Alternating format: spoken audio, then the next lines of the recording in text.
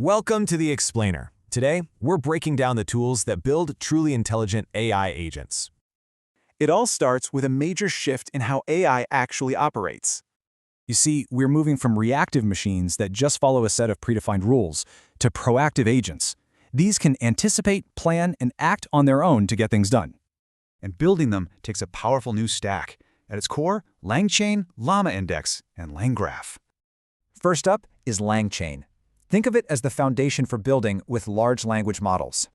It gives you the essential parts: models, prompts for instructions, and memory to keep track of things. And a key part, it uses chains to link everything together into a clear workflow. But here's the problem. What if the agent needs access to your specific private data? That's exactly where LlamaIndex comes in. It's the bridge to all that external knowledge. It gives your agent a personal library hooking into your docs, APIs, and databases. But you know, real-world tasks are messy. They're not just a straight line. A simple chain follows one path, but complex agents, they need to operate more like a graph. And that's LangGraph's job. It's the orchestrator that maps out these complex, branching workflows.